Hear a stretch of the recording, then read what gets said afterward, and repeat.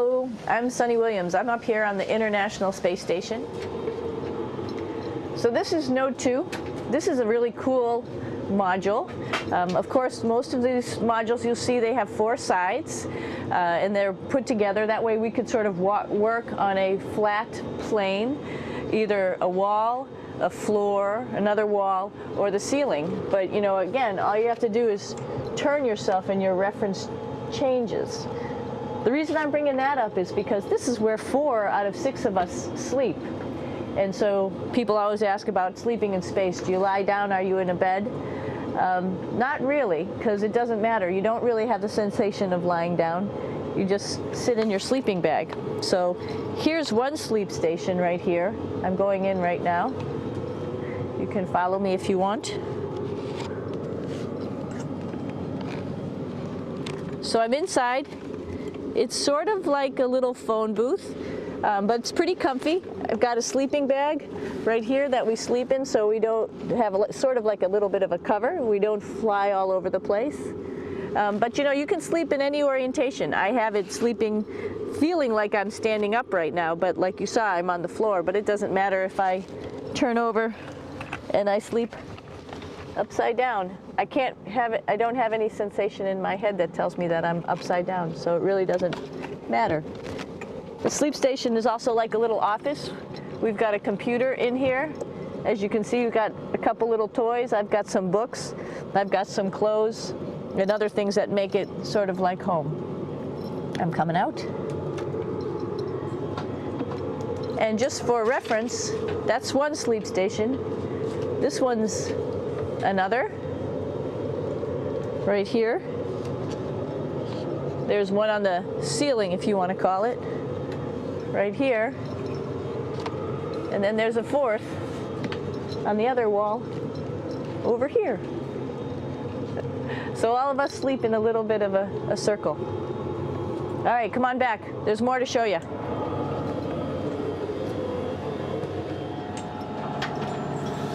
I know that there's some questions about how to use the bathroom and how do you actually live in space like normal, like at home. I mentioned real quickly about getting up in the morning and brushing your teeth and washing your face.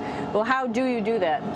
Well, here is the bathroom, essentially. You get up in the morning and we have a little kit, and it has all the essential things that you need, like your toothbrush and toothpaste and brush. See how much better the brush makes my hair look? I'm just joking. It still stands up straight. It doesn't matter where you are. It's always going to stand up straight while you're up in space. A lot of people ask about toothbrush and toothpaste. So, luckily enough, toothpaste, you can do it upside right this way, is sticky, and so it sticks to your toothbrush. No problem. Another cool thing is that water sticks to your toothbrush too. If you can see it, I'll have some water come out. The water is pretty neat up in space. It'll stick to your toothbrush and it will make a big bubble, and that's just by surface tension.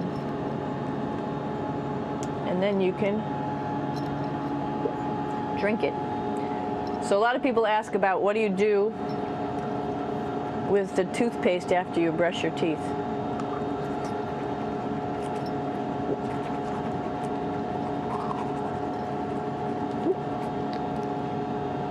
Two options. Swallow it, and it's sort of like mouthwash, but it tastes a little gross. Or you can just spit it out in a paper towel, and then you don't have to worry about it. Swallowing thing I wouldn't recommend at home. I'm only up here for 4 months, so it's not that bad. One of the most pressing questions about living in space, of course, is the bathroom. So let's take a look at that little piece of work. Come on in.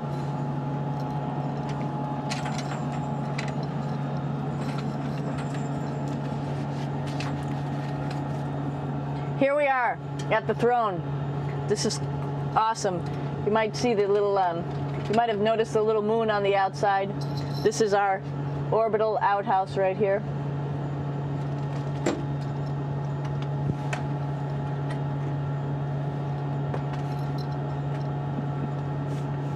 And of course, it serves for two functions.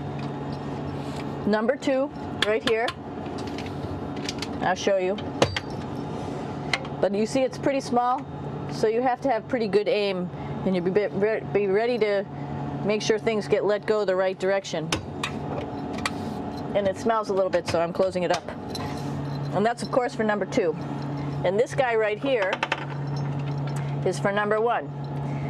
So they're sort of two slightly separate functions, but you can do a little, essentially both, by hanging on right here and doing number one and number two.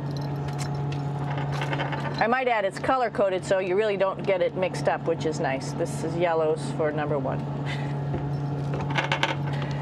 And also there's a selection of paper.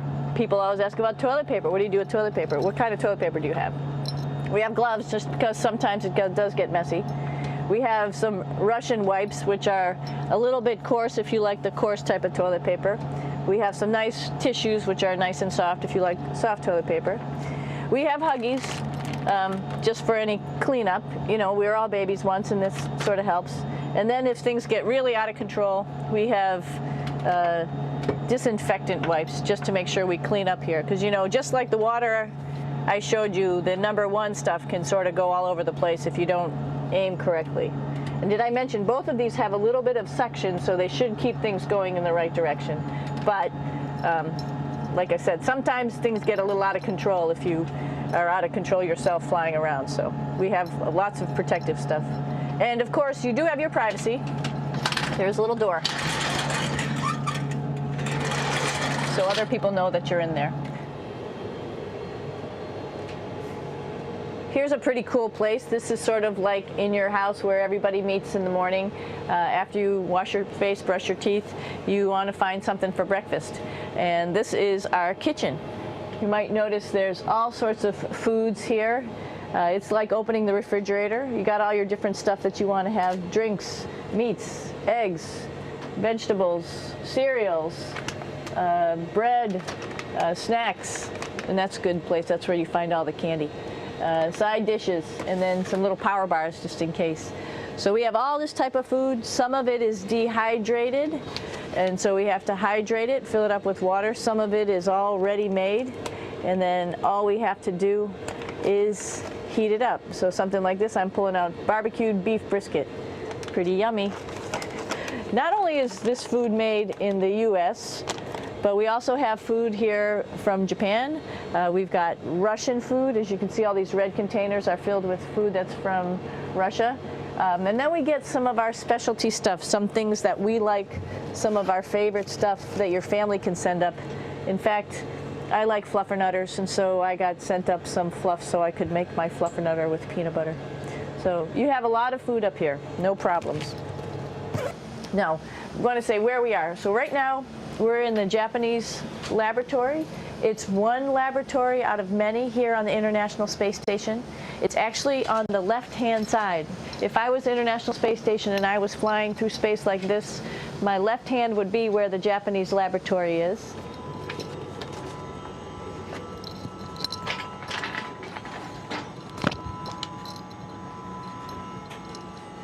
So now again, we're on the right-hand side, all the way on the right of the International Space Station. This is Columbus, the European module. It has science experiments all over. You could see it looks a little bit crowded. And here we do a lot of our medical experiments.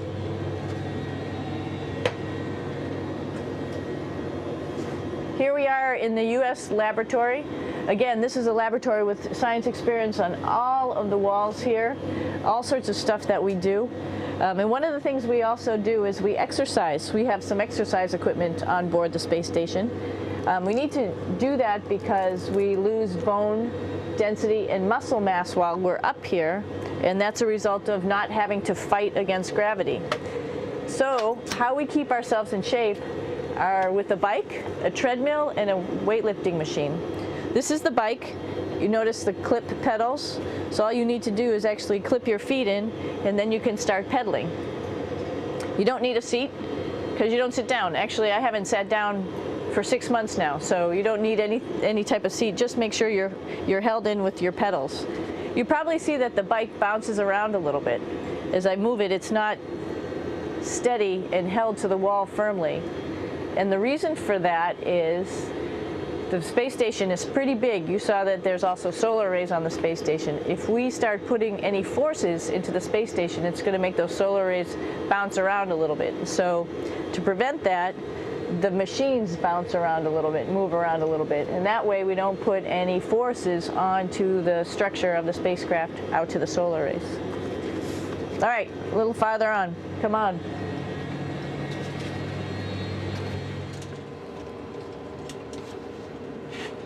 I'm here with my 2 buddies in the airlock. Actually, these are 2 spacesuits that are ready, primed up to go outside, as we call it, to go do a spacewalk in case we have to do anything outside. Some of the things we do outside are just like inside, repairs. We have a lot of electrical boxes and machinery and solar arrays, in fact, that I talked about earlier, that are outside, and sometimes they don't work quite right. Remember, space is really cold and really hot, and it's also the vacuum of space with no pressure, and so some of the equipment doesn't work well all the time. So we might have to go out and do a spacewalk.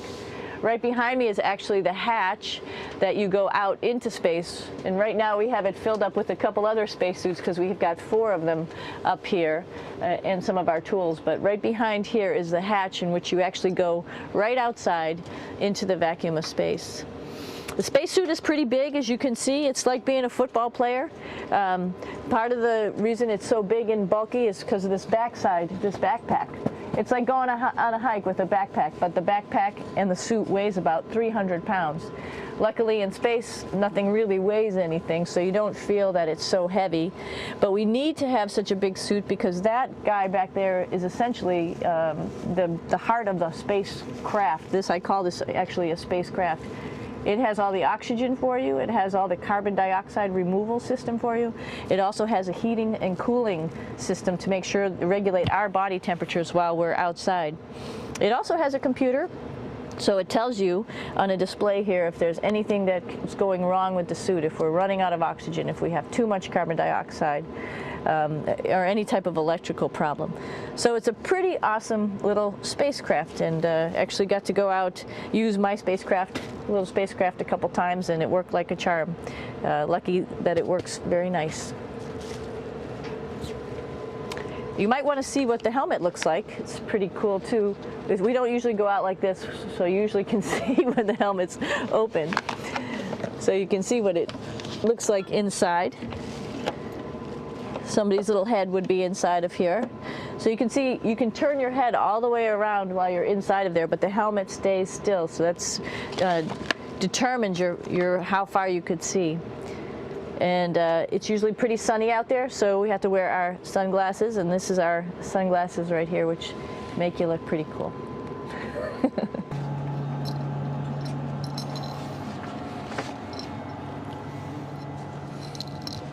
It's like a glass-bottom boat. This is the cupola. It sticks down below the space station. It's one of those places you find yourself hanging out in all the time because all you want to do is look back at our planet. I think some questions I had were about what do you do in your free time? And you can't help but want to just come to the cupola and look outside as much as you can. And a lot of folks, I play this game with myself about where we're flying over the Earth. Try to come in here and just guess. After being here for a little while, you can sort of figure it out. You can tell different cloud types over different continents. You can tell different soil types over different continents. So let's see. And then, of course, there's a lot of ocean. So usually we're over the ocean at first glance. I will tell you in just a moment where we are.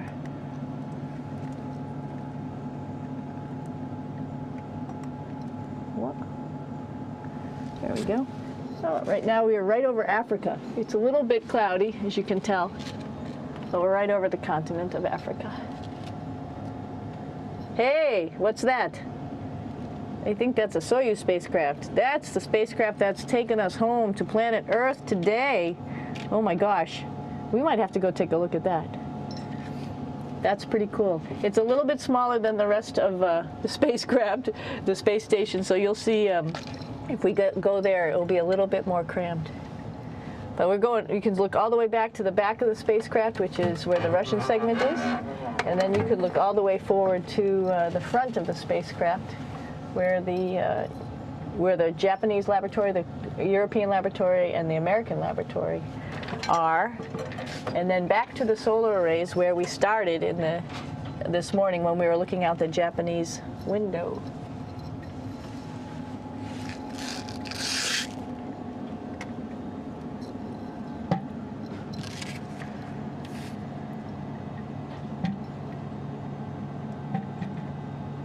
So other questions that were here are, what would you recommend as a job, and to what type of person would want to be an astronaut? I think people who would like to explore, of course people who like math and science, that's what this is all about. We have people in the office who are doctors, teachers, veterinarians, engineers, pilots, so all sorts of people become astronauts, and I think if you see it's just sort of cool, so I think people who like to do a little adventure and like to do cool stuff probably usually become astronauts.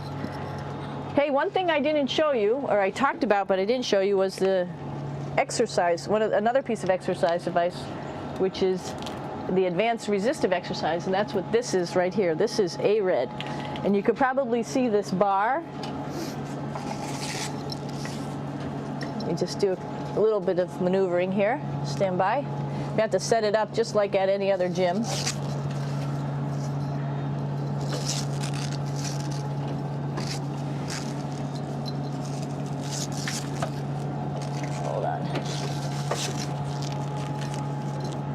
Show you how this works.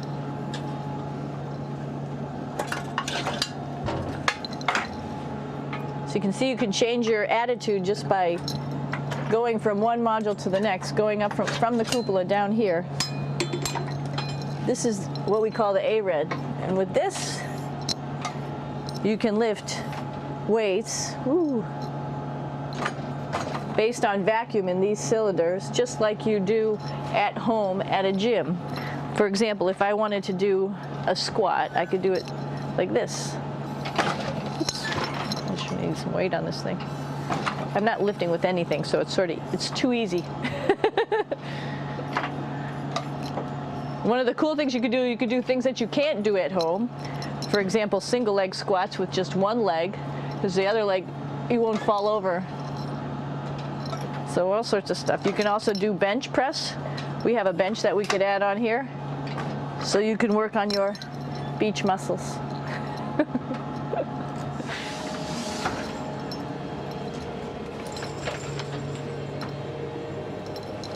Hey, Aki, what are you doing down there? Crashing things. This is one of the cool things about space, too. It sort of looks like there's a big old hole here, but you don't even think twice about it. You could just jump over the hole, or if you want, you can go jump into the hole. I'm coming down. Woo!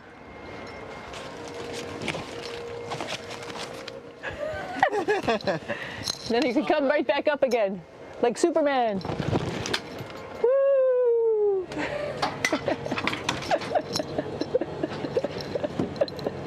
We're lucky we have a really cool big space station that you can fly around in.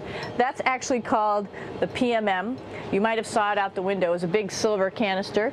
What's really great about that is it's essentially our closet in our pantry, or whatever you want to call it. We have extra food down there, we have extra clothes, we actually throw the trash out down there. So it's nice and organized, and we have all of our stuff that we need while we're working in all these other modules all stowed in this location down here.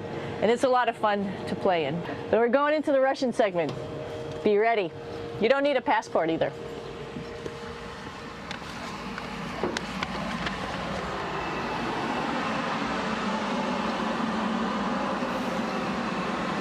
It goes a lot farther back than this. We'll go take a trip and say hello to the boys down there in just a minute. Well, let's do that first, actually, and then we'll go down to the Soyuz at the very end. This is Yevgeny. Hi. Doing a little tour.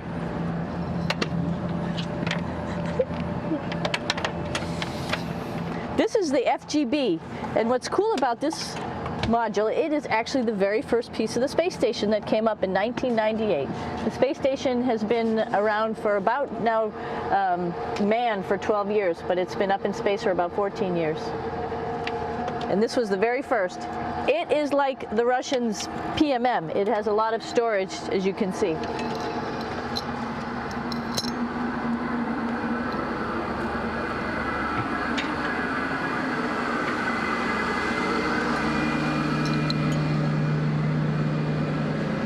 Можно? Снимаем. Чуть-чуть. So here we are in the heart of the space station, really. This is the service module. This is the central post. In case we had any problems, I know a couple of the questions were about what type of things do you have to worry about. And some of the things we have to worry about in space are fire. If we had a fire, if we had a depressurization, like we were hit by a micrometeorite and it made a hole, or if we had some type of toxic atmosphere. We use ammonia for our radiator, so there is a possibility that ammonia could come into the vehicle, and then it would be bad for all of us. If we have any of those problems, we come right here, which we call the central post. It is the main heart of the space station. It was also the first computers that came up here that ran the space station, and so behind this wall right here are these main computers. So we gather here as a group of 3 or 6 and then figure out how we're going to either fight the fire, patch the hole, or solve the toxic spill. And what's cool about this module, of course, it's the central post. It also has great windows right down toward Earth. It has controls to fly in visiting spacecraft if they need some assistance right here. It has Russian computers as well as American computers to help us control anything we need to on the space station. It's a couple of our crewmates back there, Oleg Novinsky on the right and Yuri Malenchenko on the left. And there's also a second bathroom here, which is really cool because 6 of us going to one bathroom is really tough. And so there's one bathroom here and one bathroom on the other side where I showed you. And you can probably see on the wall behind Oleg and Yuri some of the heroes of the space program. Korolev, Sergei Korolev, who was a chief designer of putting men into space, and of course on the right-hand side, Yuri Gagarin, the first man to go into space. So just reminds us of our roots. Yuri, what are you doing? Что делать? Coffee. Making coffee. Yeah. Oh, black coffee. Yeah. Looks good. Okay. Спасибо. We're going to check out our Soyuz real quick. Make sure it's ready to go. All right, back to the Soyuz.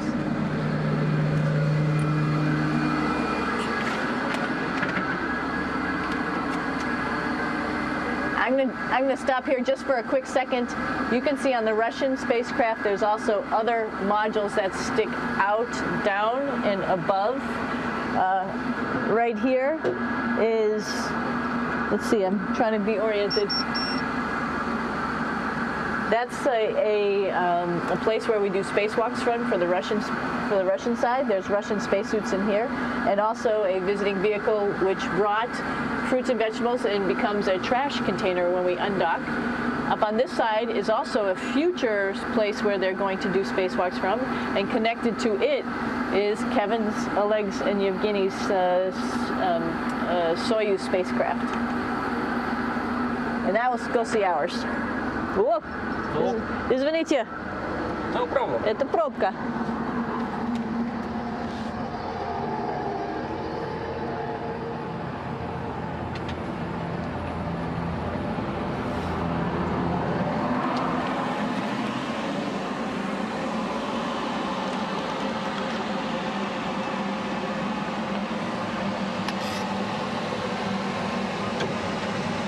Coming down.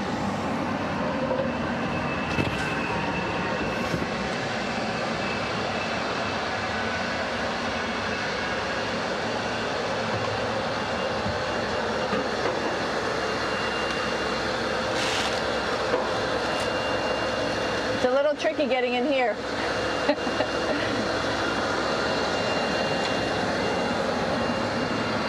This is the docking probe right here, this big thing. This helps us connect to the spacecraft. This probe actually sticks into this cone, and that's how the spacecraft, our Soyuz, becomes connected to the ISS initially. That is then replaced by clamps, which are around here, that will allow the two spacecraft to be stuck together. And then you can remove the probe and the cone.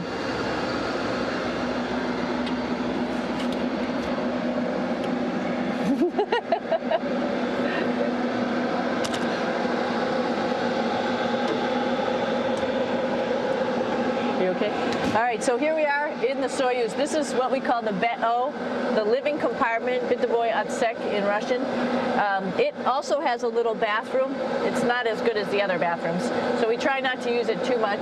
It has drinking water in it if we need something to drink. And then, of course, it's filled up with a lot of cargo for us. Bringing up and also bringing back down. It has a second purpose when it comes back to Earth. It serves as a garbage container. During the descent, we'll get rid of this area right here, and everything that's in it will just burn up as it's coming into the atmosphere, so that way we can get rid of a little bit of trash. But the main area where we were on launch and where we're going to be on descent is down here, because we're not part of the trash. So we're in a safe place. So we're in the descent module, SA. It's a little small, but you can get in.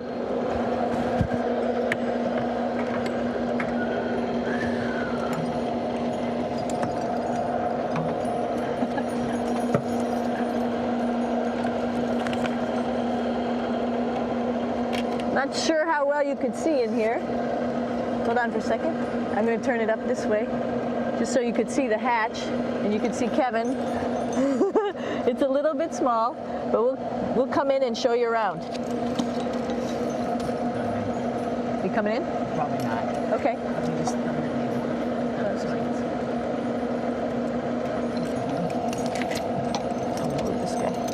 Got to move a couple things. We were just starting to get ready. We're preparing a couple days ago for our ride home.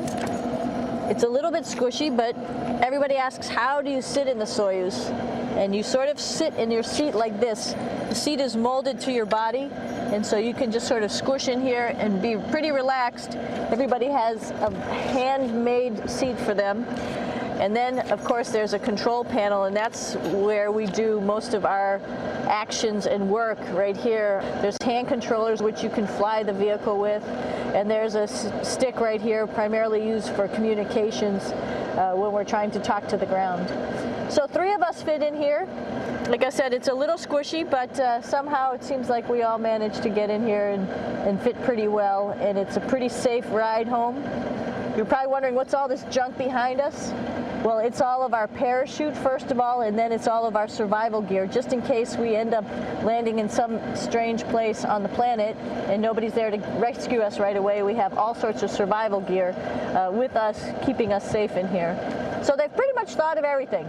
And we'll be home on the planet within the next 12 hours. Pretty shocking.